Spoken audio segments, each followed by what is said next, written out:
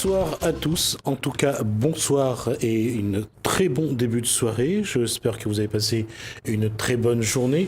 On va nous parler de quelque chose qui touche l'environnement et l'environnement dans l'ouest de la Réunion avec le TCO, territoire de la côte ouest, qui regroupe les villes de Saint-Leu, Trois-Bassins, Saint-Paul, Le Port, La Possession et bien sûr, j'allais dire la possession et j'allais rajouter autre chose. Alors, donc, je rappelle, donc, le TCO a lancé l'opération Terre au naturel.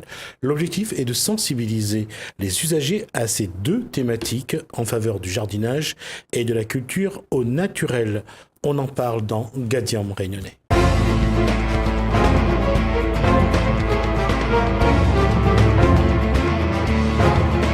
Et pour en parler, on va commencer par les dames. D'abord, Elisa Pallas, donc chargée de projet culturel, bonsoir. Bonsoir. Fabiola Santon, médiatrice au TCO, bonsoir. Bonsoir. Chantal Idiocle, donc attachée de com au TCO, bonsoir. Bonsoir. Et Joseph Técher, médiateur. Bonsoir. Bonsoir tout le monde. Comment on se retrouve, puisqu'on s'est déjà vu par le passé. Exact. Alors, d'abord, on va préciser c'est quoi ce projet Terre au naturel. Alors, il s'agit déjà de la première édition. D'accord, on va juste demander à la régie de nous envoyer la fiche si c'est possible, merci. Alors, il s'agit donc, Chantala ? De la première édition de Ouais. l'opération Terre au naturel, qu'on a voulu Voilà la fiche qui est à l'écran. très parlante en fait de par son nom pour que ça parle tout de suite au grand public. En fait, on a regroupé deux manifestations qui se déroulent au niveau national, européen, voire mondial. Donc à savoir la semaine pour les alternatives aux pesticides qui normalement se déroule du 20 au 30 mars et la semaine nationale du compostage de proximité qui se déroule du 24 mars au 8 avril.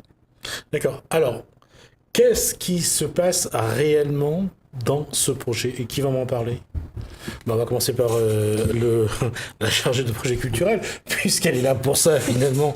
Elisa Pallas, je vous écoute.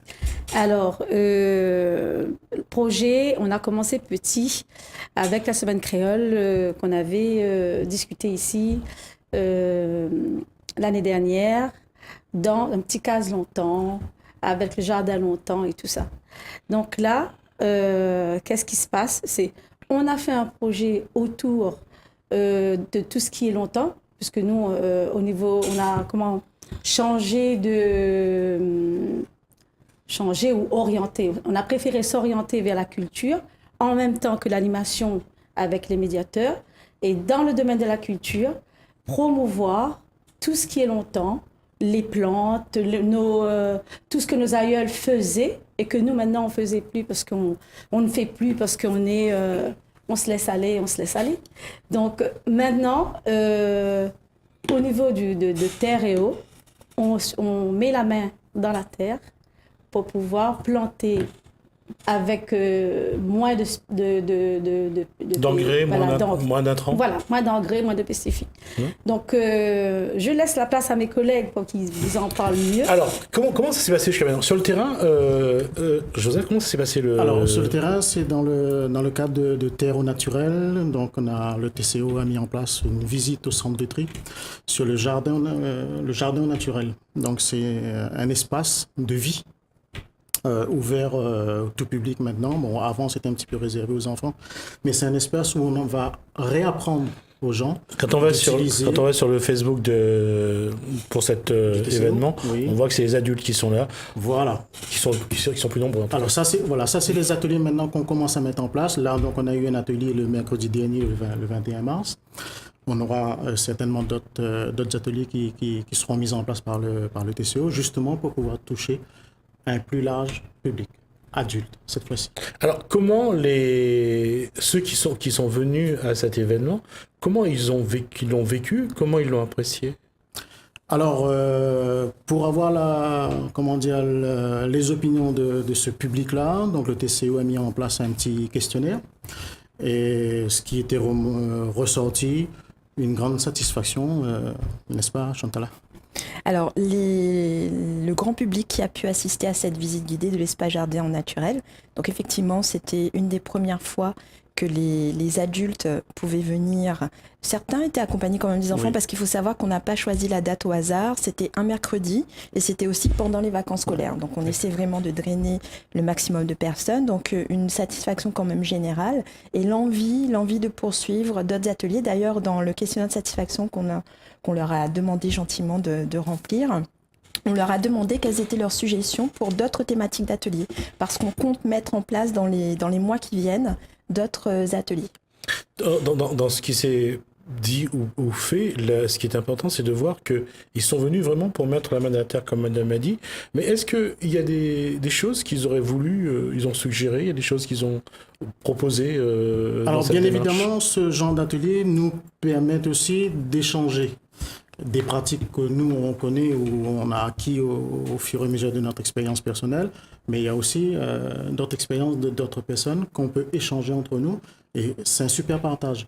En fin de compte, c'est un moyen comme un autre de renouer, on va dire, moi ce que je dis souvent, c'est cette cohésion sociale, de refaire un partage entre le public.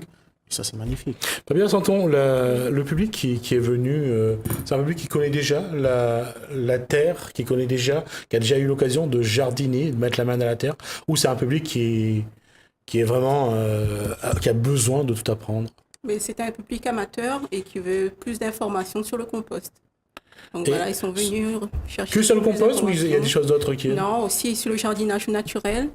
Donc le jardinage naturel, c'est quoi? C'est d'éviter au maximum les pesticides, c'est qui est pas bon pour notre environnement et aussi pour notre santé. Donc revenir, comme Lisa l'a dit, aux astuces de grand-mère. On revient au temps longtemps. Ça a été donc un échange finalement, chacun a dû proposer quelque chose alors. Voilà, exactement. Ouais. Voilà. Par exemple, nous, au niveau des répulsifs dans le jardin, on part sur la marjolaine, le thym, la menthe poivrée. Donc, on peut avoir un échange avec d'autres personnes qui nous disent, oui, si vous rajoutez cette plante-là, par exemple les œillets d'Inde, ça contribue. Donc, c'est cet échange-là qui enrichit notre jardin aujourd'hui. C'est pas l'objectif bien sûr, hein, mais je vous posais la question, quand on échange comme ça, ou quand chacun amène son idée, ça ressemble un petit peu à la permaculture, où chacun il se pense que On est en ça plein. va mieux. On est en plein dans la Ah, permaculture. D'accord. Moi, Oui, je oui. pensais que... Non. Vous allez aborder ce sujet-là aussi alors? Oui, bien sûr, D'accord. bien sûr. C'est toute une façon de réinvestir son jardin, de planter, d'entretenir. Et surtout, quand on pense que 90% d'un mauvais fonctionnement du jardin, c'est basé sur une mauvaise pratique. Et- Oui, c'est de ne pas supprimer toutes les mauvaises herbes, Voilà, savoir exactement. garder les herbes qui accompagnent telle plante. C'est nous qui considérons que c'est C'est des une mauvaises mauvaise herbes. herbe, oui, Mais tout à alors fait. on a besoin de ces herbes-là justement dans notre jardin. Par exemple, les réutiliser pour faire du paillage, plutôt que de multiplier les déchets végétaux. Donc, on réutilise ces déchets végétaux sous forme d'herbes ou de bois qu'on va couper en copeaux, en fait, pour pouvoir maintenir la terre bien humide. Joseph est plus à même que moi de pouvoir Ne l'expliquer. serait-ce que sur le compostage, sur la création de... Ouais, c'est le compostage, ou de création de fumier, Oui. au moins pour la terre. Et vous avez abordé tout ça dans les projets, dans ce projet-là? Ah oui, on en a vraiment beaucoup de choses à dire sur le jardinage. Et qu'est-ce que vous avez à dire, par exemple, que le jardinier lambda ou amateur, ou le jardinier du dimanche ne maîtrise pas ou ne connaît pas? On peut s'en passer des pesticides des grandes surfaces. On a tout ce qu'il faut dans notre jardin. Que ce soit pour créer de l'engrais, donc avec notre compostage. On peut faire de la macération avec des plantes. On peut faire des infusions. On peut faire du purin pour lutter contre les insecticides. Donc on a tout dans notre espace de jardin. Et tout ça, vous avez eu l'occasion de le détailler pendant cette opération Alors on va qui le dure détailler jusqu'à... souvent. Donc on a un programme mis en place par le TCO. Alors sur les justement, places de on marché a forêt. démarré par les ateliers participatifs, donc le 21 mars par l'atelier compostage. Le jeudi 29 mars, ce sera un atelier jardinage au naturel. Malheureusement, il est déjà complet Oui. pour ceux qui auraient voulu participer, mais tenez-vous au courant sur notre site internet et nos réseaux sociaux. On en reproposera ultérieurement. Il y a aussi un jeu Facebook et des publications sur le site où vraiment là, on aborde différents sujets en lien avec ces thématiques-là. Et surtout, Fabiola va en parler tout à l'heure, on donne rendez-vous aux usagers sur les marchés forains des 5 communes du TCO. Oui. Alors, tout de suite, on en parle tout de suite, puisque Chantal a abordé le sujet. Alors, c'est quoi exactement? Mais les médiateurs ont le plaisir de vous accueillir sur les différents marchés forains de la côte ouest. Et bien, ça commence justement ce vendredi au marché forain de Saint-Paul. Ensuite, sera samedi, sera à place du marché forain de la Possession. Mercredi 4 avril, sera à place Cheminot du Port. Et on terminera avec le samedi 7 avril, place de l'église à Trois-Bassins. Et au front de mer de Saint-Lô, au marché forain, sera de 7h30 à midi. Vous avez déjà eu l'occasion de les rencontrer, ces personnes-là, puisque l'opération a commencé le 20 mars, c'est ça? Oui. Oui, Ça commence le 20 mars. bon, ça c'est une opération, mais on a déjà fait des sensibilisations sur les marchés forains. Alors, on a déjà parlé de la ce sensibilisation sur les marchés forains, ça donne quoi exactement? Qu'est-ce que les gens vous demandent? Ben, ce sera un stand. Là-dessus, vous pourrez retrouver une astuce pour faire un hôtel à insectes. Qu'est-ce que les gens vous demandent sur ces stands-là quand ils viennent vous rencontrer? Ben, C'est des les astuces. Les Ah, astuces. que les astuces? Des Voilà. informations purement Des informations, pratiques voilà. qu'on peut appliquer de façon simple chez soi. Voilà. D'accord. Voilà.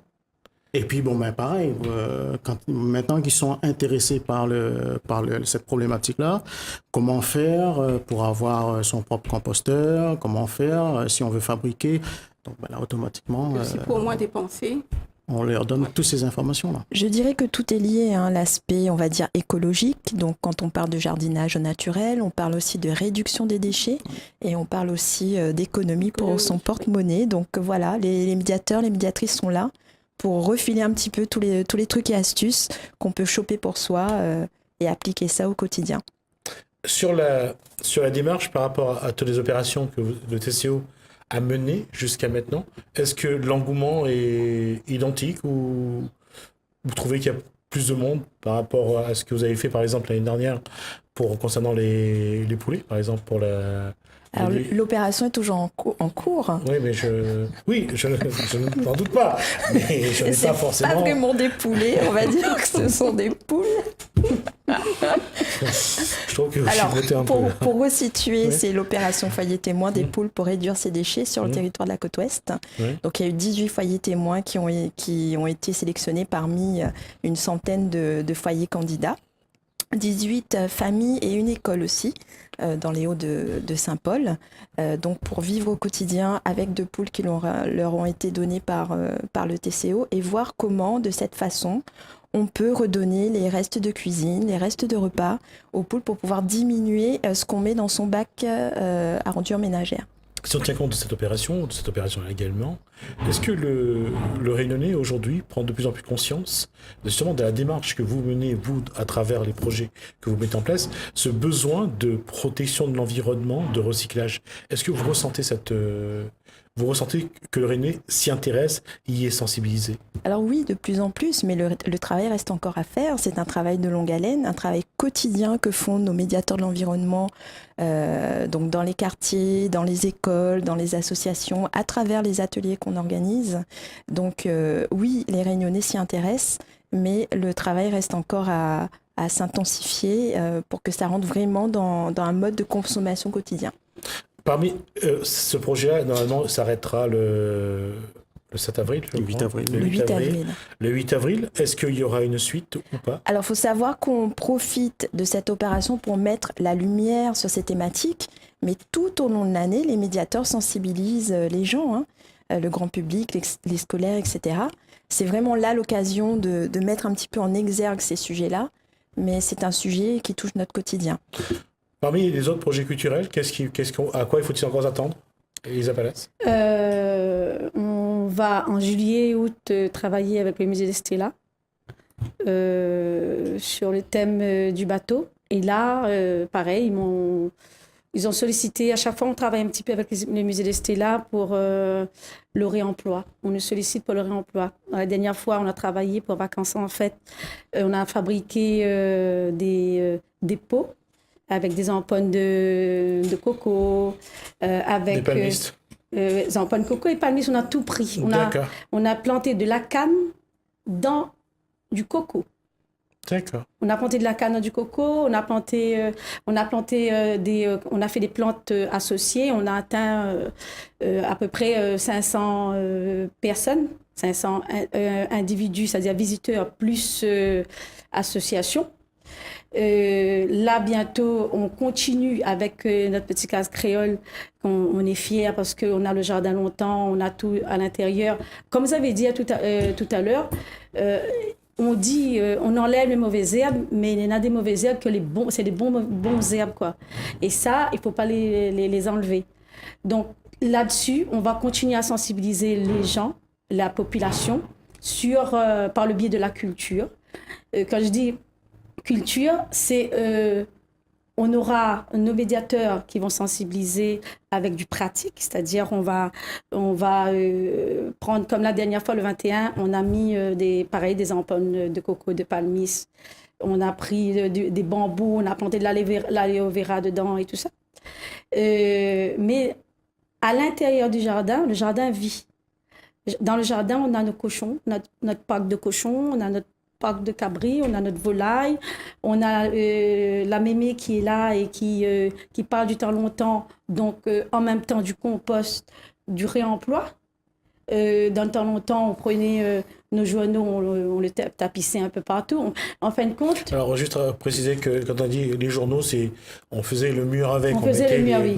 On faisait de la colle de riz et on mettait sur le mur, sur la tôle plutôt, et sur le... Sur la tôle pour pouvoir... on faisait beaucoup de choses avec... C'était ça au catalogue, les pages de catalogue, donc pour voir la couleur. Ouais. Voilà. Comme on pas la télé. Donc,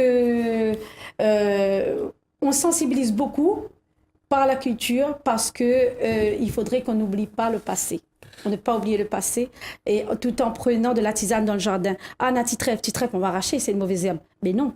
Petit trèfle avec un petit peu de l'eau, nous fait buire, nous gargarise la gorge, mal de gorge. Tout le Réunionnais connaît ça. Enfin, moi, je connais pas. Hein, ah donc, bon non. Ah bon, on a appris quelque chose C'est l'occasion de aujourd'hui. venir apprendre, Gisèle. On est content. Vous payez ma tête et pas de Pas du tout, c'est une invitation authentique. Ouais, non, mais... D'ailleurs, on invite aussi l'ensemble des téléspectateurs. Mais après, venez, le TCO va prévoir encore des dates. Venez nous voir avec vos amis, avec la famille. Venez nous voir au centre de tri. Et là, vous allez voir, on ne trie pas seulement le déchet, mais on le réutilise et on fait des belles choses. Ensuite, on a d'autres projets, mais on va le dévoiler au fur et à mesure. On aura l'occasion de venir en reparler. Voilà. Oui, ça serait avec plaisir. Sinon, vous avez manqué. La question, je reviens sur le terre au naturel. L'objectif final pour vous, ce serait quoi à ce moment-là? Qu'est-ce que vous avez envie de faire? Qu'est-ce que vous avez envie où vous voulez amener les gens de l'Ouest à quelle destination? Qu'est-ce qui quelle peut être la prochaine étape finalement? Alors, on veut sensibiliser le plus largement possible le grand public, justement, aux méthodes naturelles, pour éviter d'utiliser les pesticides parce que c'est nocif pour la santé et pour l'environnement. D'ailleurs, tout à l'heure, on parlait beaucoup de jardiner. Peut-être que les téléspectateurs s'imaginent qu'il faut avoir un jardin pour être concerné. Mais même en habitant en appartement, on peut être concerné parce que dans son petit pot sur le balcon avec nos aromates, etc., donc on utilise aussi la terre, les plantes. La question, en fait, c'est toujours la même, c'est en quelle matière faut-il que ces pots soient faits pour que ça soit... D'abord que ça respecte l'environnement et que ça puisse vraiment apporter les conditions optimales pour que la plante ou le légume qu'on y plante soit vraiment à son aise et puisse s'y développer. Alors on va passer la parole à l'expert du compostage. Parce que c'est juste une question, je crois que ce sont les Nordiques, les Danois ou les Suédois qui ont inventé les pots pour le jardinage intérieur, je crois. Voilà. Alors, nous, ce qu'on peut proposer, comme l'a dit Elisa, on peut récupérer toute cette paille de coco, les ampoules de coco. On peut récupérer la plaquette d'œuf. Oui. Du moment qu'on peut les enterrer, que ça ne pollue pas la terre, que ça se dégrade facilement, notre intérêt, elle est là. Moins polluer, moins dégrader cette terre-là. Et il faut qu'on arrive à redonner goût à nos téléspectateurs, revivre dans son propre jardin. C'est un espace de vie, c'est à nous, on respire l'air frais, et c'est un moyen comme un autre de se remettre un petit peu en forme. Pas tout le monde a l'occasion de faire du sport, on vient dans son petit jardin, on travaille un petit peu dedans, et voilà. Certains diraient même que c'est une forme de méditation. Aussi. Oui. Oui, certains, ou certaines d'ailleurs. Là, il y a aussi la thérapie par la main avec la boue ou la terre. On sait tous que la terre aujourd'hui permet de faire circuler des énergies qui permettent de déstresser effectivement. Ce serait une forme de méditation à ce moment-là. Mais je vais terminer là-dessus, il nous reste 5 minutes. Qu'est-ce que vous, aujourd'hui, vous voulez proposer? Qu'est-ce que vous dites aux gens de l'Ouest de venir à vous, d'accord? Mais qu'est-ce que vous leur attendez d'eux finalement? Alors, qu'on implante au maximum des composteurs chez les personnes. Comme je vous dis, comme on a dit tout à l'heure, c'est pas réservé que pour la personne qui a une petite maison en terre. Le compostage, ça peut se faire sur son balcon, ça peut se faire dans une résidence, un espace commun, ça peut se faire en école. D'ailleurs, on travaille... Il y a quelque chose qu'il faut peut-être préciser. Le Oui. compostage, au départ, tout le monde pensait donc aux déchets alimentaires. Oui. Les bacs que les EPCI déposent dans la cour des gens, c'est des bacs verts généralement et assez grands où tout le monde voulait y mettre leurs déchets alimentaires. Voilà. Mais c'est plutôt totalement ça C'est une apparemment. mauvaise On voit image. aussi. C'est pour ça qu'on ne parle pas de déchets. Nous, on parle de matières premières. Tout ce qu'on va récupérer comme matières premières, on va pouvoir les transformer en un produit naturel. Donc, on ne parle pas de déchets. En fait, c'est de la ressource précieuse, en fait. Oui, le terme est joli, effectivement.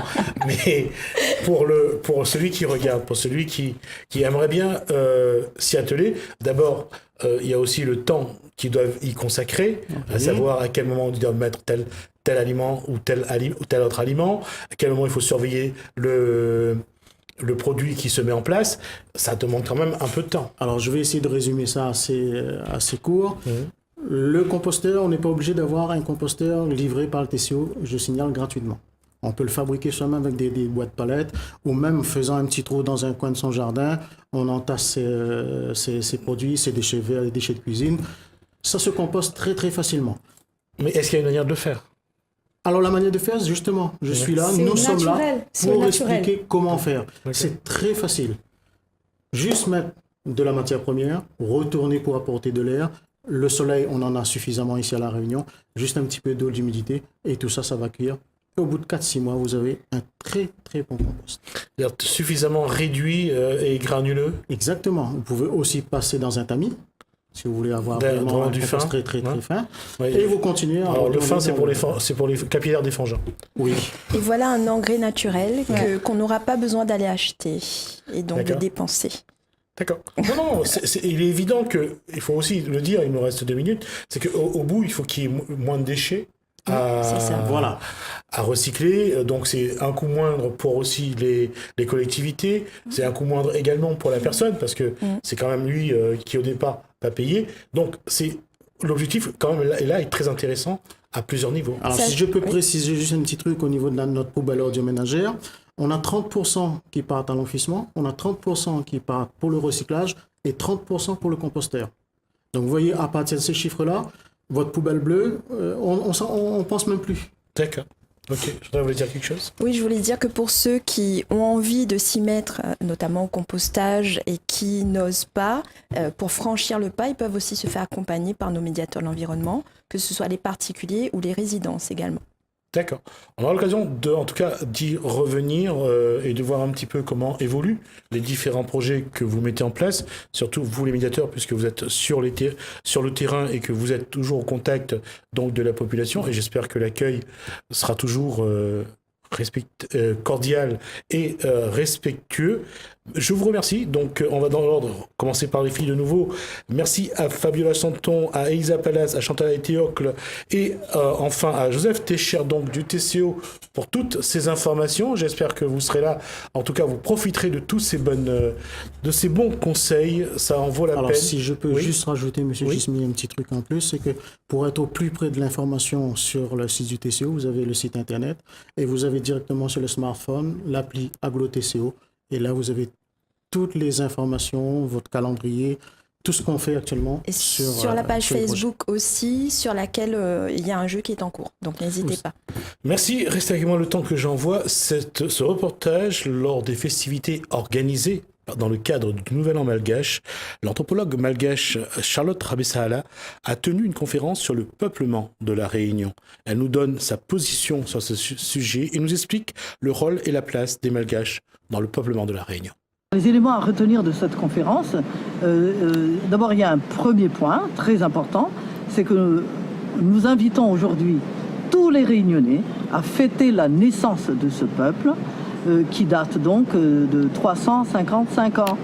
2018 moins 1663, l'arrivée des premiers habitants pérennes, les 10 premiers malgaches, cela nous fait 355 ans. Donc ce n'est pas beaucoup, mais ce n'est pas non plus très léger. C'est quand même, on a eu le temps en 3 siècles et demi de nous adapter à ce milieu magnifique qui est la Réunion, entre le volcan, le feu et la mer, l'eau et les échanges avec les autres. Donc c'est cette passion de la terre réunionnaise que je voudrais aujourd'hui donner, sur laquelle je voudrais aujourd'hui m'étendre pour dire à tout le monde bonne fête et bonne dynamique pour cette nouvelle année. Comment peut-on décrire ce peuplement depuis 1663 ? Comment ça s'est passé ? Alors, nous sommes sur une île de violence.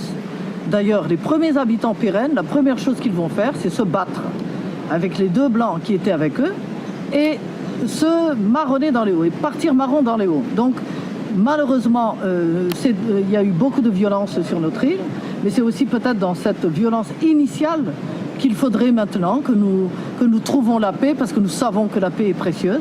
La coexistence, le vivre ensemble est très précieux. Donc il faudrait maintenant considérer les choses autrement. Mais nous ne pouvons pas renier le passé. Il faut vaincre toutes ces différences, ces divergences, et peut-être aussi évidemment cet esclavage qui est encore là, quelque part, dans la différence des statuts, dans la misère des uns et des autres, dans l'incompréhension des uns et des autres. Donc se battre une fois de plus et se battre encore plus fort pour dépasser ces débuts initiaux de déséquilibre, de violence. Voilà. Le peuplement de la Réunion, c'est donc Madagascar, 2 métropolitains. Aujourd'hui, comment l'anthropologue que vous êtes voit cette île regarder ses racines malgaches ? Alors, vous savez, les relations des Réunionnais avec Madagascar sont un peu, on va dire, pas faciles, on va dire, un peu difficiles. C'est « je t'aime, moi non plus », sans arrêt. Tout simplement parce qu'on n'a pas encore trouvé l'équilibre, il faut bien le dire aussi. Il n'y a pas si longtemps que Madagascar est indépendant, il n'y a pas si longtemps qu'il y a eu des conflits comme par exemple la Sakai. Et je crois que quelque part, c'est ce que je pense, j'ai peut-être tort, quelque part on a mal à La Réunion, on a mal aussi de la très mauvaise situation à Madagascar, la situation sociale actuellement, la situation socio-économique. D'où peut-être cette difficulté de marcher vraiment main dans la main. Or, nous savons parfaitement que Madagascar est une vraie terre d'ancêtres pour les Réunionnais, et de toute façon, géographiquement parlant, c'est comme ça. Comment peuvent évoluer ces relations aujourd'hui, puisqu'il y a de plus en plus d'acceptation, il y a de plus en plus de fierté dans ces racines malgaches. Aujourd'hui, le Réunionnais semble être fier de dire qu'il est malgache, donc africain. Comment vous voyez cette évolution-là ? Alors, je dirais que c'est une évolution salutaire, parce qu'il n'est pas possible de renier ses ancêtres. Le sang, il est là, il coule. On a beau aller à l'Arar, je crois que ça s'appelle l'Arar, là où on change l'Arar. Le FS. Voilà. On a beau changer, de toute façon, il restera quand même des gouttes des ancêtres. Et quand on ne s'occupe pas d'eux, quand on les méprise, ils cognent très fort. Donc on a besoin de ces ancêtres-là. Et de toute façon, écoutez, mettez-vous à la place un peu des ancêtres. Imaginez que dans un siècle, vos enfants ne veulent même plus, vos descendants ne veulent même plus entendre parler de vous. Qu'on change les noms dès qu'on peut, et ainsi de suite. Vous croyez qu'ils seront contents ? Vous allez être contents, vous ? C'est ça qu'il faut comprendre. Donc je crois qu'assumer ses origines, c'est aussi regarder vers l'avenir. C'est pas seulement avoir les 2 pieds bien soudés dans le sol, dans ses origines, dans les racines, mais surtout regarder vers l'avenir. Alors il y a aussi une chose, c'est qu'à La Réunion, plus particulièrement à La Réunion, il y a eu des moments très durs où il fallait, dans l'occidentalisation qui était celle d'avant, qui est peut-être un peu moins prégnante aujourd'hui, parce que justement nous voulons reconquérir nos cultures indiano-océaniques ou indiano-océaniennes, je ne sais plus ce qu'il faut dire. eh bien, je pense qu'il faut trouver un équilibre, quoi. Il y a la modernité, et bien sûr qu'il y a aussi les valeurs françaises. Nous sommes dans une république et nous sommes très contents de l'être, quand on voit ce qui se passe parfois ailleurs. Mais nous sommes aussi des Indiens océaniens et nous revendiquons cette nature, ces valeurs de notre paysage quotidien et qui coulent aussi dans nos veines.